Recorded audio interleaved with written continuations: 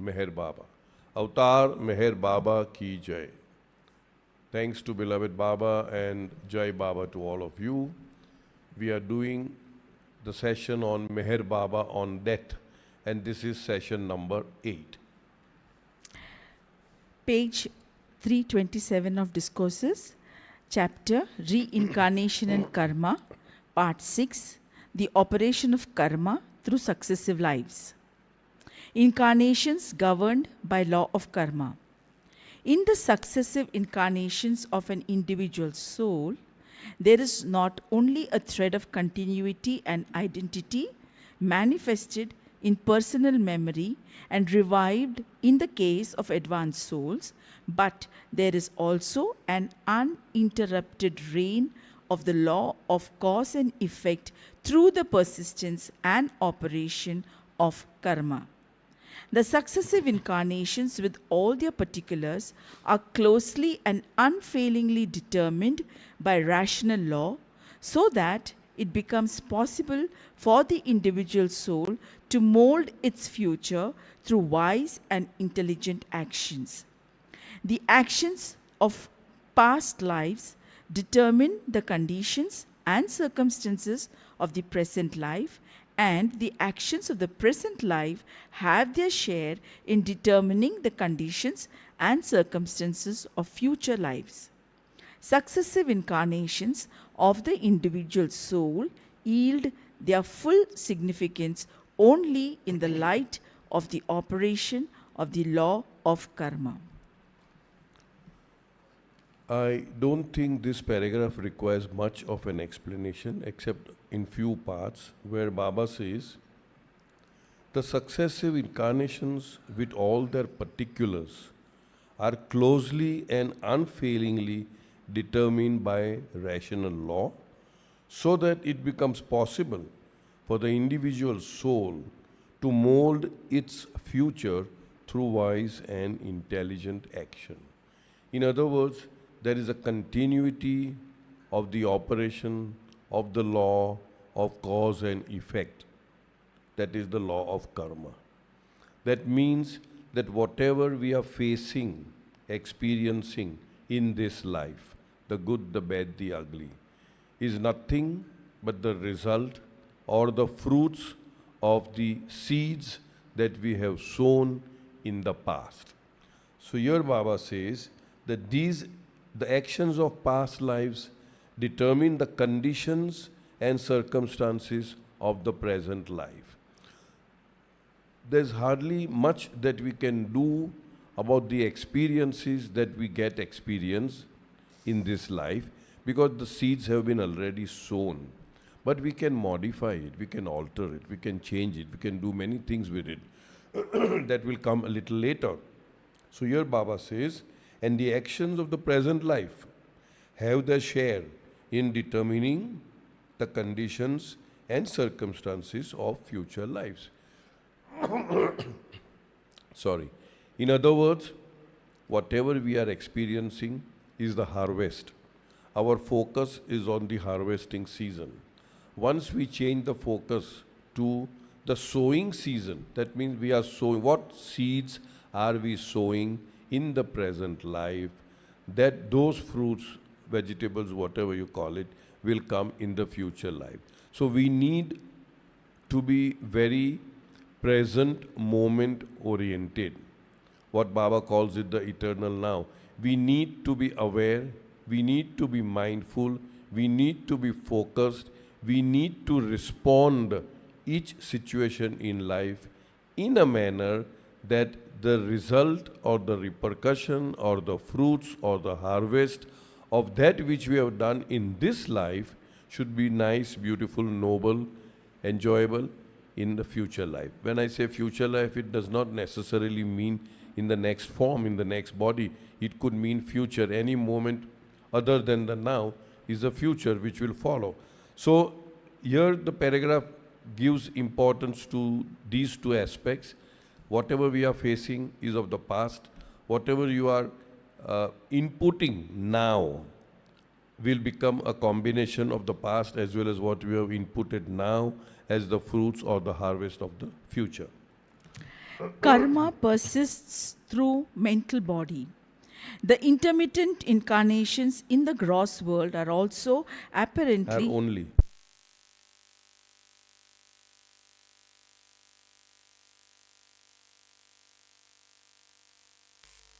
karma persists. Can you read it again if you don't mind? The karma persists through That's mental okay, body. huh. The intermittent incarnations in the gross world are also are only apparently disconnected.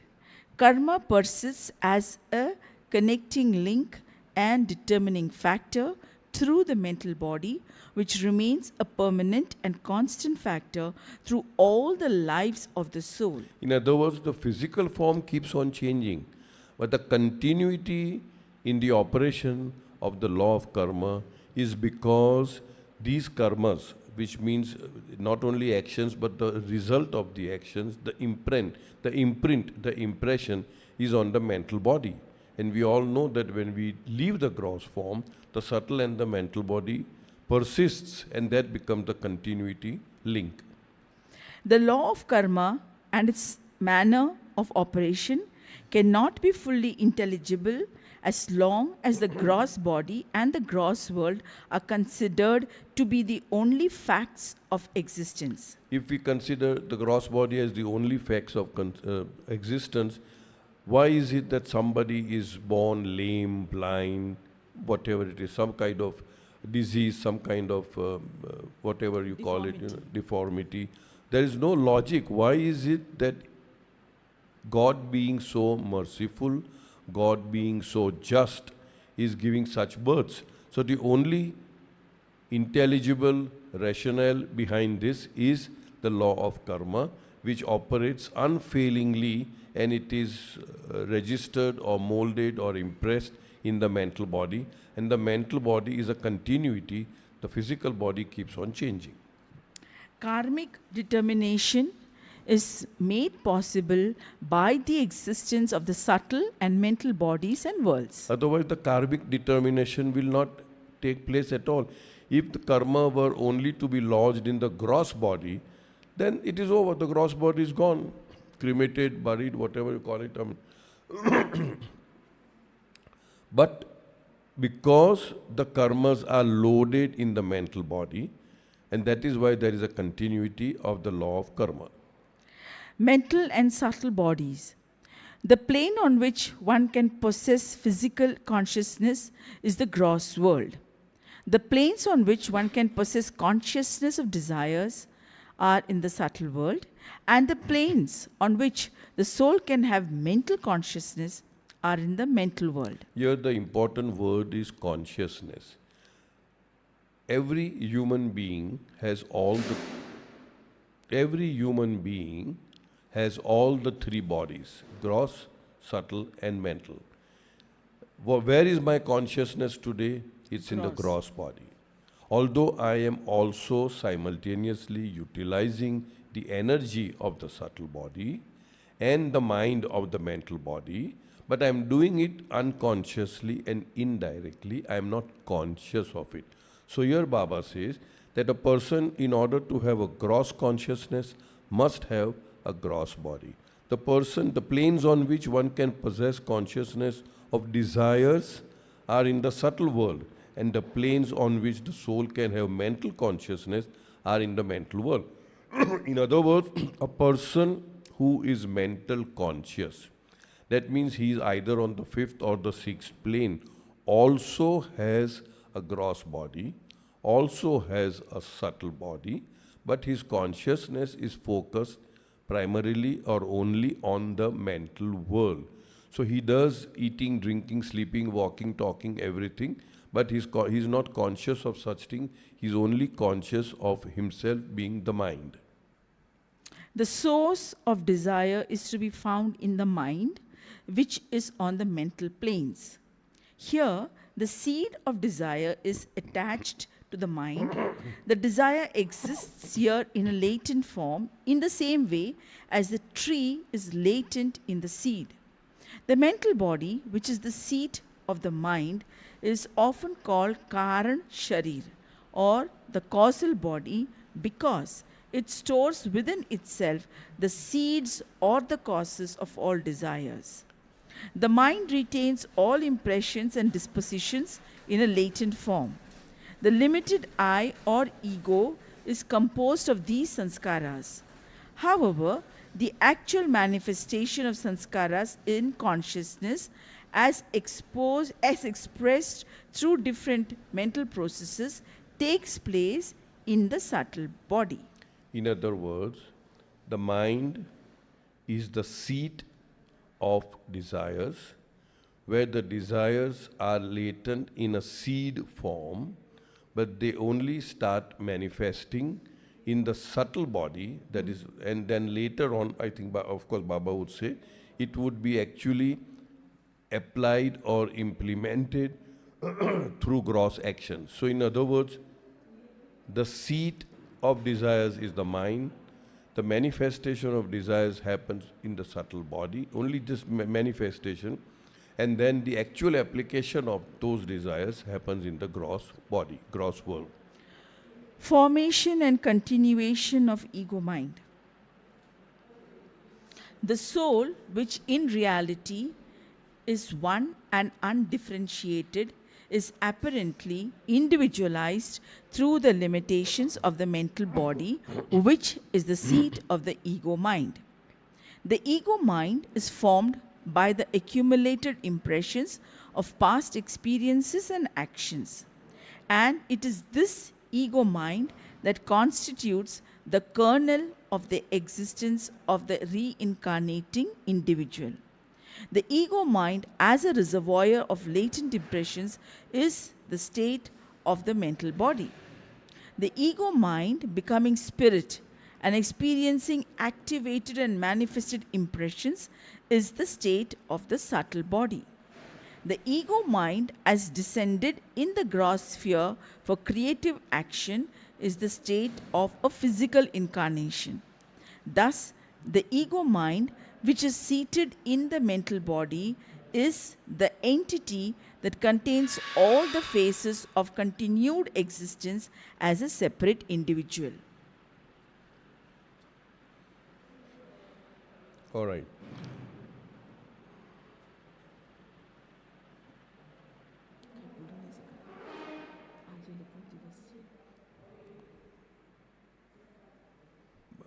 Anyway, sorry for the interruption. अरे भाई साहब, थोड़ा आवाज़ कम करेंगे क्या? इधर recording हो रहा है. हाँ, प्लीज़ थोड़ा आवाज़ कम करो. Thank you. Now there is one word which I thought it needs explanation. In the earlier paragraph, it says, the mind retains all impressions, which we know, which are sanskars, impressions, and dispositions in the latent form. Disposition would mean tendencies, attitudes, normal mood. So that is all deposited in a latent form in the mind. Now this paragraph requires a little more explanation, so let me. The soul, which in reality is one, there is only one soul. We had done this in God Speaks. That is, we call it the oversoul. The soul in itself is the oversoul. The Atma in itself is Paramatma. In reality, the Atma is Paramatma in reality. It is a chapter in God Speaks. It is undifferentiated, which means that which cannot be divided. It is very difficult to put it into parts. Indivisible, undifferentiated. The soul, which in reality is one and undifferentiated, is apparently individualized through the limitations of the mental body, which is the seat of the ego mind. The soul is not actually divided or separated or differentiated. The soul is apparently individualized through the limitation of the mental body. Now this same soul, I'll just read out a little later. This same soul, try to be with me, when it experiences divisibility, apparent divisibility, functions as a spirit. We'll come to that a little later. So there is this difference between soul and spirit, although it is all one and the same. The apparent division of the soul, which experiences various births and deaths and all that, which experiences the mental body, the subtle body, the gross body, is called the spirit. We'll look into that, as I said, later. The ego mind is formed by the accumulated impressions of past experiences and actions. What is the ego mind? The ego mind is false. The ego mind is limited. The ego mind is differentiated. The ego mind experiences separation or different from the universal mind. So the ego mind is formed by the accumulated impressions of past experiences and actions. And it is this ego mind that constitutes the kernel. The kernel would mean the crux, the central part. The kernel, or you can say essential part of something, is called a kernel. The kernel of the existence of the reincarnating individual. That means it is this ego mind which is the apparent separation from the Paramatma or the oversoul that is become the kernel of the reincarnating individual. The ego mind as a reservoir, something where you store, storage place, you store things. So ego mind is storing all our impressions, all our karmas. The ego mind as a reservoir of mental body. Of latent impressions. Sorry, of the latent impressions is the state of the mental body. The ego mind becoming now this is where the ego mind becoming spirit and experiencing activated and manifested impressions. So here we will read out the ego mind becoming spirit and experiencing activated and manifested impression is the state of the subtle body. The ego mind as descended in the gross sphere for creative action is the state of physical reincarnation, physical incarnation. Thus, the ego mind, which is the seat in the mental body, is the entity that contains all the phases of continued existence as separate individuals. So everything starts with the ego mind, which constitutes the spirit, and it constitutes the subtle body, and it constitutes the mental body. Now I would like to read out what we had already done in God Speaks. There is a human body, the human incarnation. First there is the soul, which is, as we said, undifferentiated, which is one. Then there is consciousness. In the first human form, we have seen that there is full and complete consciousness. There is no further expansion of consciousness. Now, what is this ego that you talk about? And we have done this in the very first session of God Speak, where we did that ego is the real thing. Ego is not false. Ego is astitva. Ego is beingness. Only thing is, first in the beyond state, there was this, you can say, original ego, or the real ego, the original ego, I would say. And then right from creation, that means right from gaseous state till the sixth plane of consciousness, everything is individualized, separated, finite, ego mind, which is also called the false ego. Ego remains, but this is all false. And then when you jump from the sixth to the seventh, from the dream to the awake state, from ignorance to knowledge, from darkness to light, from duality to unity, you can call it anything. Then that ego remains, but the ego gets transformed, transmuted into the real ego. From false ego, it becomes the real ego. So ego is there, but here what we are talking about is the false ego, which is the seat of individuality. When we say he has an ego, many people feel that, oh, he is very proud and that is the ego. No. Even to the whole concept of ego is to have an apparent separation from the whole. So it is a seat of individuality, which is the false ego, and that comprises of samskaras and unexpressed desires. That's called the ego. Then in the mental body we have intellect, which is complete, which we have seen that the intellect also starts, developing right from very early stage. It is fairly high in the animals, but it is full and complete in the first human form. That means in the first human form, you have intellect. Before that, in the animal kingdom, we call it instinct, right? We'll look into that also later on. So the intellect is now completely developed in the first human form, and there are felt desires of the mental world. So in the mind, in the mental world, there are the seeds of desires. Subtle, there is a partial expression of desires. Gross, there is full expression of desires. So this is how mental as the seed, subtle, partial expression. Partial expression would mean what? I would say just to exhaust the desires through the process of thinking, through the process of feeling, and not putting it into physical gross action. And that is why Baba keeps saying a lot that it is the action that mainly binds you, number one. That if you can exhaust your desires only through the process of thinking and feeling, then to that extent, the power, the energy, the urja that is contained in this seed of desires, in the desires, they automatically get exhausted because they have not been given vent to physical action. Intellect is replaced by, okay, now this is okay. Now what I would like to read out again how Baba has graded, this is my understanding, picked up from certain books, the so-called awareness. First there is instincts, which is, as I said, in the animals. Then there is intellect, which is in the human form. Then there is inspiration. Baba talks about inspiration where poets are there, art form is there, so that is inspiration. Then there is intuition, that which comes from the heart, it bypasses the mind, it's a very strong voice, then intuition. Then there is insight.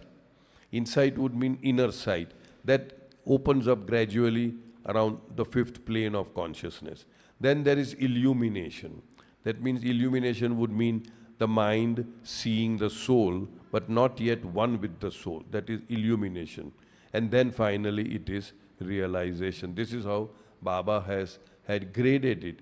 Insights, as I said, starts from the fifth plane, and once you go in the sixth plane, you are an illumined soul. That means you are able to see God in everyone and everything, but you are not yet one with God. And then you jump from the sixth to the seventh plane, and then there is realization. So this is the gradation which is not part of the what we are reading now, but as I said, all right. Now, since we are on it, I'm digressing a little bit. Again, these have been picked up from Love Alone Prevails, which had been very brilliantly written by Kitty Devi, Baba's disciple and Mandali. And some part of it is taken from Lord Meher.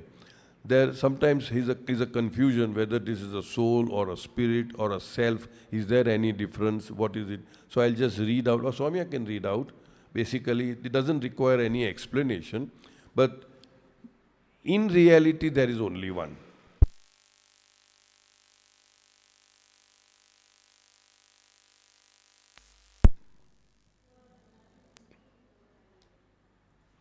In reality, there is only one. You call it self, you call it Paramatma, you call it whatever it is. And then there are apparent divisions. So now Soumya will read first from Love Alone Prevails, page number 87 and 88, and then from Lord Meher. Soul, Spirit, Mind by Meher Baba. Soul is beyond everything. It is the infinite self, and so is infinite in its individuality. I think I'll butt in a little bit. Yeah. No, you read out. Okay, fine. Okay, I'll read it. Chalo. Soul is beyond everything. Soul is in the infinite self. So if you are to really grade it, then the self, capital S, is the highest, and the soul, so-called soul, is in the infinite self. and so is infinite in its individuality. Soul is infinite. Atma in reality is Paramatma. I said that. So it is infinite, it is individual, cannot be divided. The spirit, the soul, The spirit. when experiencing the subtle and gross worlds through the mind and the body, gets illusionary limits and apparently becomes finite and is termed spirit. I would. The mind is I think I'll only read it. I know. Sorry. Now, what is a spirit? Sorry? No, I have not brought it. Doesn't matter. The spirit, the soul, same soul, when experiencing the subtle and the gross worlds through the mind and the body, get illusionary limits. They are not limits, but they are all illusionary limits, limits in illusion, and apparently becomes finite. That means the soul apparently becomes, the soul which is the infinite, which is indivisible, which is one in its individuality, apparently becomes finite and is termed as spirit.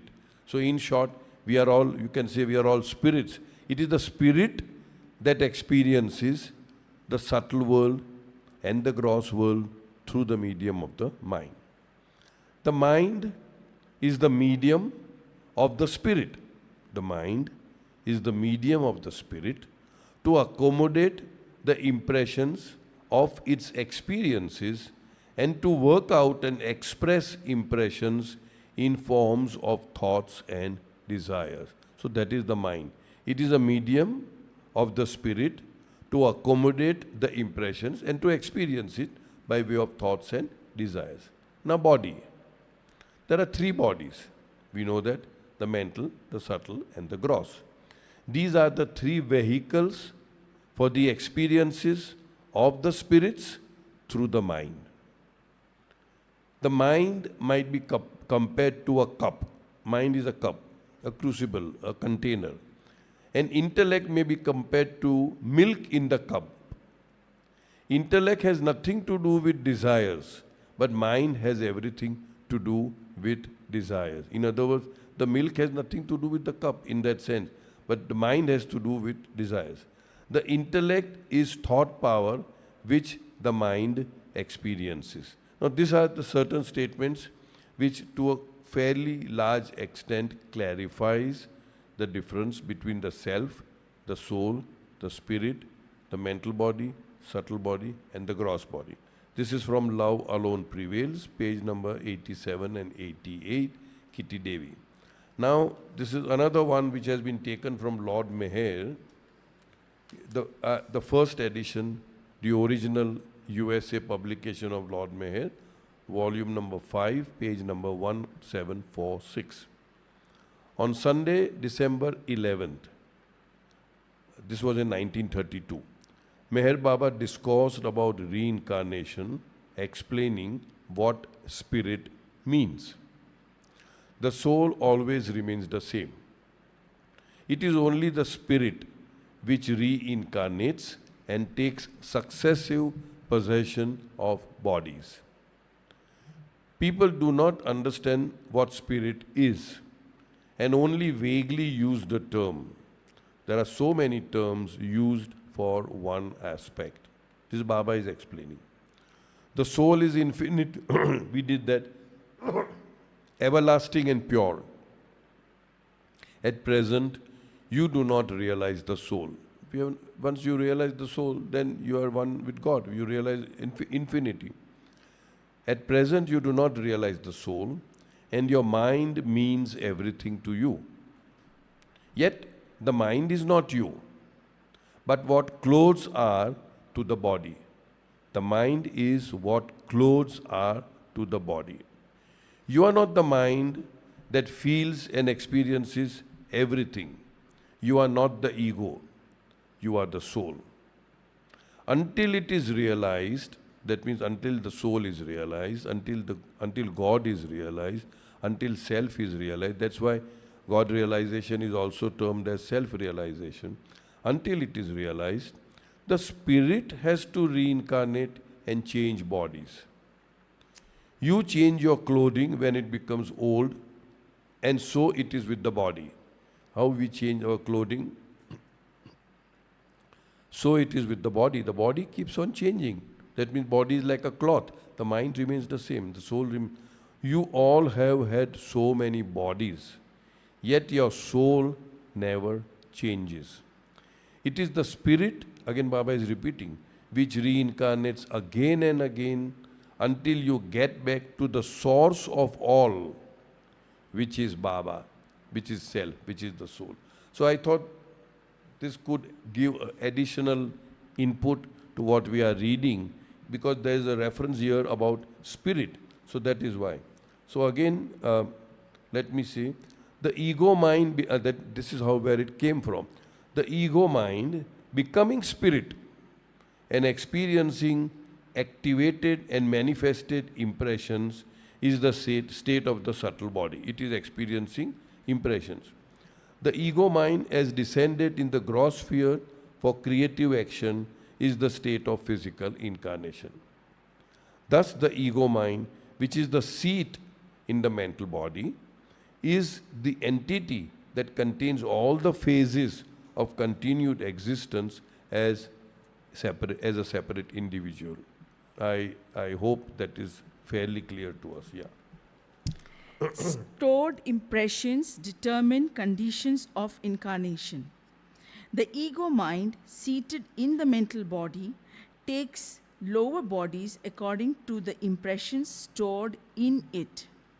These impressions determine whether individuals will die young or old, whether they will experience health or illness or both, whether they will be beautiful or ugly, whether they will suffer from physical handicaps like blindness or will enjoy great efficiency of the body. General efficiency of the body, whether they will have a sharp or a dull intellect, whether they will be pure or impure of heart, fickle or steadfast in will, and whether they will be immersed in the pursuit of material gains or will seek the inner light of the spirit. So in other words, we've done this. It is the karma, it is the composition, it is the mold of the karma which is seated in the mental body. That karma will determine what sort of reincarnation, what sort of life we will have when we are born again. I don't need to read this again, only the first paragraph, first line. The ego mind, seated in the mental body, takes lower bodies according to the impressions stored in it. In other words, what we are today is a result of what we had stored in the past in our mental body. And what we are now accumulating, the good, the bad and the ugly, would determine what sort of life we will have in the next incarnation. Basically, it means high, low, rich, poor, ugly, beautiful, etc., etc. All are determined by the past actions which are imprinted in the mental body. Game of duality. The ego mind, in its turn, becomes modified through the deposited impressions of karma, which include not only gross and physical action, but thought and feeling. In other words, every thought, every feeling, every word, every action that we indulge in this life will continuously, every moment, constantly modify and remold the impressions in our mental body. I'll repeat this first sentence. The ego mind, in its turn, becomes modified through the deposited impressions of... Constantly it is being modified all the time, every moment. Like Baba has said somewhere, every moment we are either getting more and more bound or more and more free, emancipated. Every moment is a moment of opportunity for us to be emancipated, to free us from the bondage of ignorance, or to get more and more bound in ignorance. So every moment has this, it's an opportunity given to each one of us, every single moment, how we respond to that which we are facing in our life. So Baba says, the ego mind in its turn becomes modified through the deposited impressions of karma, which includes not only gross and physical actions, but through the thought and feeling. Yeah. And the circumstances of each incarnation are adjusted to the composition and needs of the ego mind. So it's a very fluid aspect. Every moment things are happening, changes are happening. It's never static. It's always modifying itself. Thus, if a person has developed certain special capacities or tendencies in one incarnation, he takes them on to the succeeding incarnations. Similarly, things have been left incomplete in one incarnation can be completed in the incarnations that follow. See, here Baba says about the continuity. I have done something, I have left it halfway, I take on when I take my next incarnation. But elsewhere also Baba says there's a certain limit to it, and then there is a U-turn kind of a thing. Because ultimately Baba says it is the experiencing of the opposite. So in one life you have been very rich, or several lives you have been very, very opulent, very rich. After a certain level is reached, satiation point or whatever that may be, you take a U-turn and start experiencing yourself as extremely poor, as a pauper, in order to balance out the impressions of I am rich and famous, that kind of thing. Yeah. Through the persistence of impressions, the karmic links that have been forged in one incarnation are carried on and developed in succeeding incarnations. So that happens.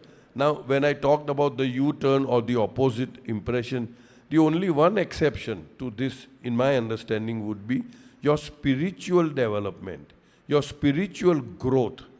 You, like Mani says beautifully in one of her films, you pick up from where you have left and then you move on. It is always an ongoing, moving forward in terms of spirituality. But in terms of other experiences, the soul, the spirit, now we may say the spirit, requires opposite impressions, and therefore at one time you may be very intelligent, absolutely intelligent, and at the other time you may be an absolute, what we call as buddhu, a dull head, that way. So that also is there, but in spirituality you just progress further.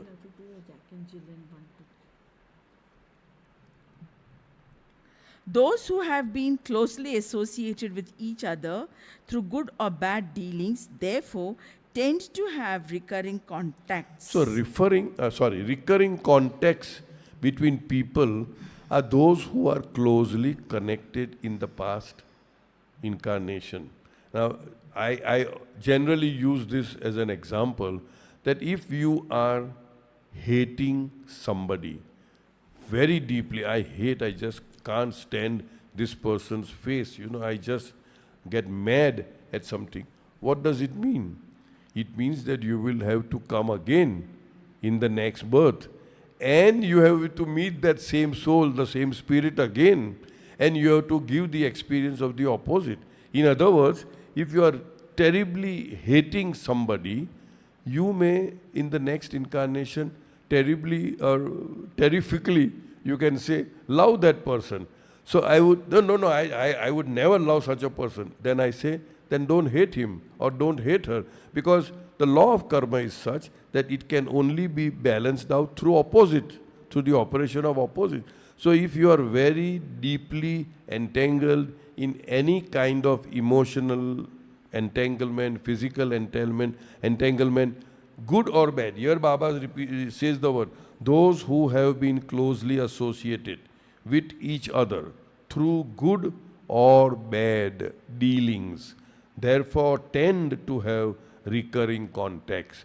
So if you are very superfluous, if you are impersonal in your contact, if you are unattached or detached, knowing that all this is an illusion, if you are not overreacting to certain things that is happening in your life, then by and large, the samskaras are very light. You need not have to encounter the same spirit again in the next incarnation. But if you are deeply into something, as Baba says, good or bad, then the only way out is to be associated with that person in the opposite way so as to balance it out. Thus, the game of duality is carried on long enough to gather so much experience of the opposites that the soul, out of the fullness of its experience, eventually becomes ripe for dropping the ego mind and turning inwards to know itself as the oversoul. So this is the game of duality, the divine Leela, where Baba says, carried on long enough to gather so much experience of the opposites. So again, I'm repeating what, if you are hating somebody, if you just can't stand the sight of somebody, you better become a little light in your reaction to that person, because otherwise you'll have to come again and love that same person in order to balance out your past impressions. Yeah. Claims and counterclaims created by give and take. If there has been a give and take between certain persons, that forges karmic and sanskaric ties between them and creates claims and counterclaims. They have to come together and carry on fresh dealings in order to meet these claims and counterclaims. That which a person gives with a Speak in the mic. Huh? That which a person gives with a selfish motive binds him in the same way as that which he takes with a sense of separateness. The transaction of give or take, which thus binds, need not be purely on a material plane in the form of exchange of goods or money, nor in the performing of some physical tasks. It could consist of the exchange of views or feelings. In other words, there is a claim or counterclaim. I did something for somebody physically, or I gave some good thoughts, feelings, emotions to somebody, or somebody gave it to me. These are claims and counterclaims which cannot just go away like that. And perhaps that is the reason why in this very book, Discourses, Baba says that whenever you are doing something, think and feel and believe and behave as if it is Baba who is doing through you. When you do this, when your ego mind is thus to a very great extent lightened by I am not the doer, it is Baba who is doing through me.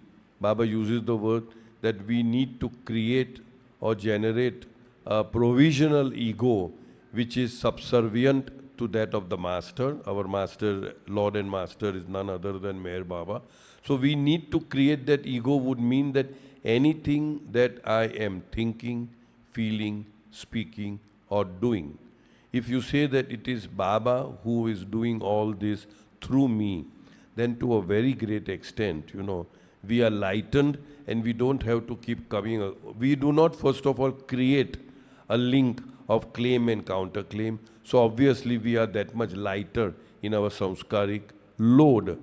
That is again another one where Baba very clearly says that in the first thing in the morning you think about Baba for a few minutes and think that Baba, like Baba uses the word like how you wear clothes. So you wear Baba, in you and think that Baba, whatever I will think or feel or speak or do, it will be you who's doing through me. You take over, you take charge of my life and conduct my life today. And then at the end of the day, before you go to bed, again mentally, just say, Baba, all that I have thought, felt, spoken or done, I am offering it to you. I am unattached, I am detached. It is not me who has done, it is you who have done. It is yours, take it. Something like that. Words to the effect where if you do that ongoingly, honestly and sincerely, the understanding is that you tend to get less and less bound by the impressions of what you have thought, felt, spoken or done. But it has to be done with all honesty and sincerity. It has to be done with a very, very detached state of mind, detached in the sense that you do not feel affected by the results of whatever has happened through the day. You are not attached with the results. You are not worried about what others would speak about whatever has been done, because you have not done it. So my understanding is that the proof whether you have really given it to Baba is how do we react to the results that come after whatever is done. If the reaction is, oh my God, what have I done? Oh, I did it, I'm so proud. Then that means you have taken on the onus of doing it, the good, the bad, the ugly. When you leave it to him, you are unattached, detached, you are in a state of equanimity, you are in a state of poise, because it is not you who has done, it is Baba who has done. You have just been a conduit, in a sense, a medium, a madhyam for Baba to work his work through you, that way. All right. Karma of interference. If a person pays respect to a saint on the higher planes of consciousness, he creates a claim against him. The saint, who is still crossing the inner planes and treading the spiritual path, must then tarry and give such help as will bring the person paying respect to that point on the path which he himself has reached. Paying respect to an advanced soul thus amounts to karma of interfere. Okay, very important. Many people wonder why Baba has very strongly prohibited us, in a sense, not to bow down to other saints, not to touch their feet.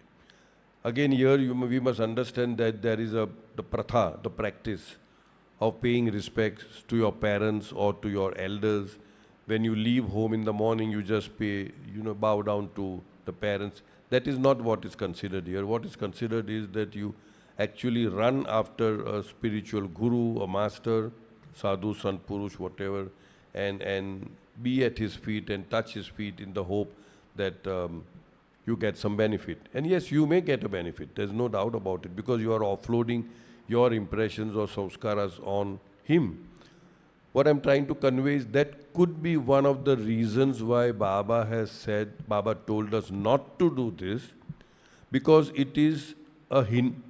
The word here used is must then tarry. Tarry would means he has to linger, he has to hang on, he has to wait till that claim is repaid. In other words, his progress is stopped or inhibited or slowed down because of our bowing down to a person who is not yet perfect.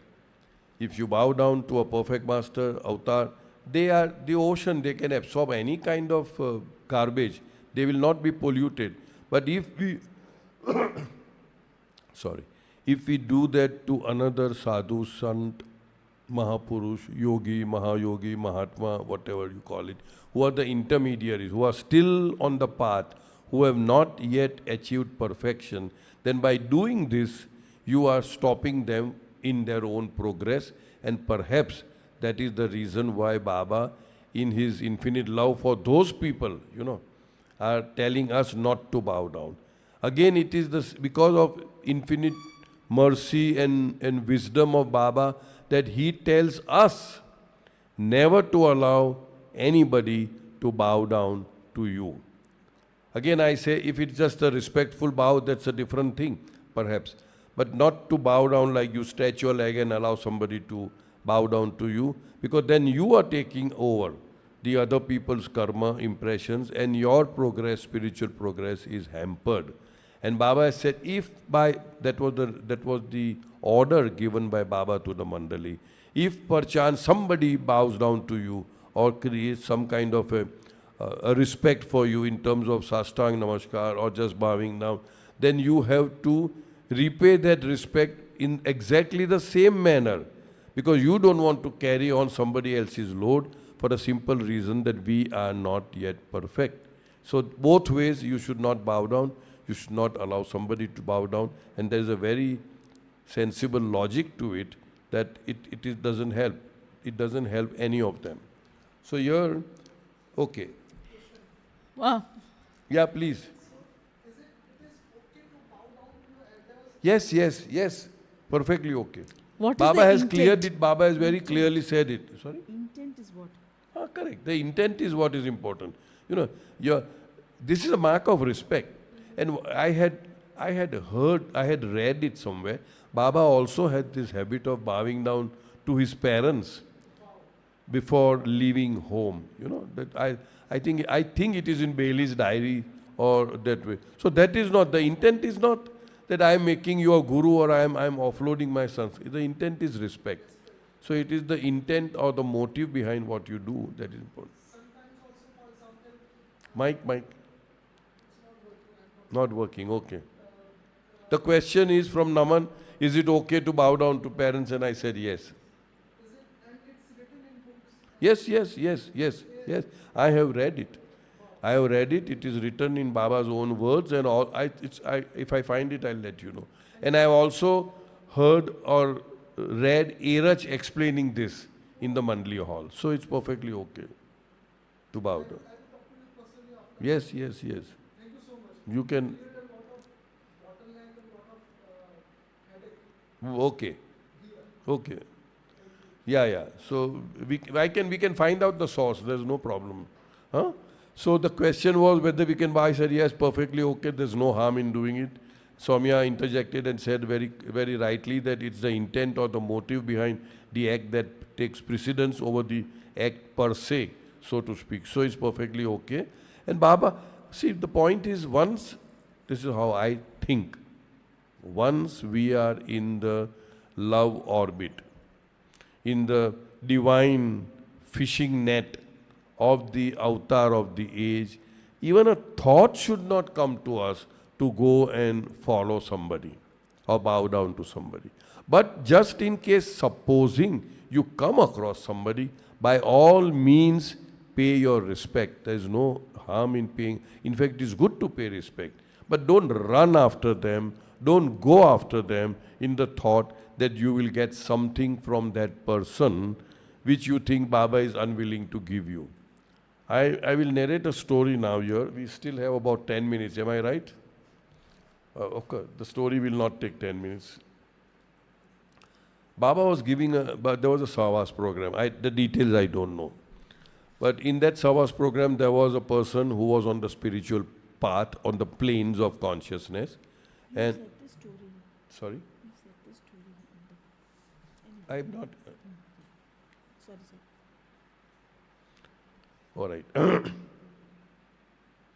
And in that Savas program, Baba is introducing that person, that saintly person, and tells that he's Baba's bhakta and he's on such and such a plane, and people report that he can perform miracles and all that.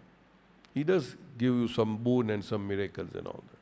But he very sternly cautioned all his lovers, but you should not go to him.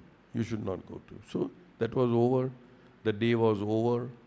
And next day, Baba's Savas program was continuing.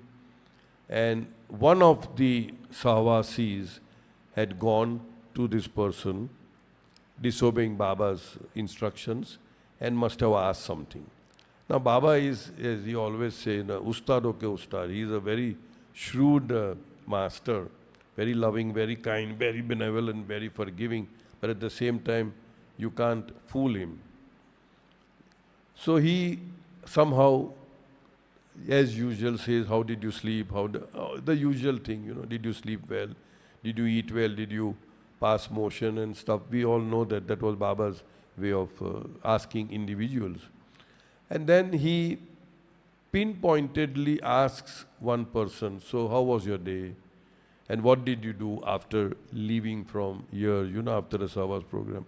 And the person got an inkling that now I am caught. Baba knows.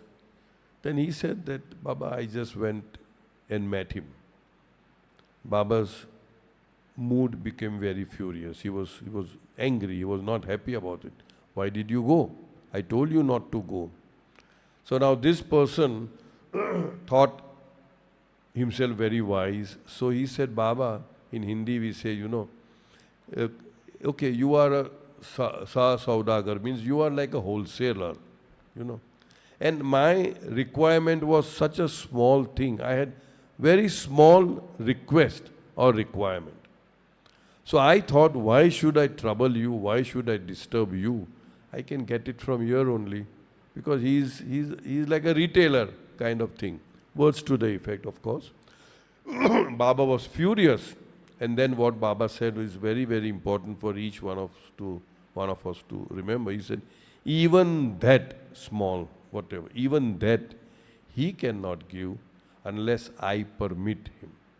So in other words, my interpretation, my understanding is that once having come to Baba, once having come to the King of Kings, the highest of the high, once having caught hold of the roots of the tree, once having made friendship to the King of Kings, there is no need to go after the branches and leaves. There is no need to make friendship with the security and other ministers in the kingdom. You have already come to the Lord of Lords, the highest of the high, the King of him. Just stick to him through whatever phases he takes us along. I suppose only 3 minutes, 4 minutes. I don't want to start. Are we in the middle of the paragraph? Yeah. Okay, then go ahead. Though respect as such is a good thing to receive, in receiving it, the advanced soul may have to halt on the spiritual path until he has helped the person who came to him and paid respect. So same thing. So respect is, but what you are doing, you are actually bothering, troubling, disturbing, inhibiting the progress of the other person by bowing down to him. And if you allow somebody to bow down to you, then you are stopping your own progress. And that is the reason why Baba says, don't allow anybody to bow down to you, and you yourself don't go run after. Respect, yes, respect is a very good thing. If you come across somebody who's a saint or a highly evolved soul, yeah, where is the harm in just bowing down like this, paying respect to it. But don't run after it.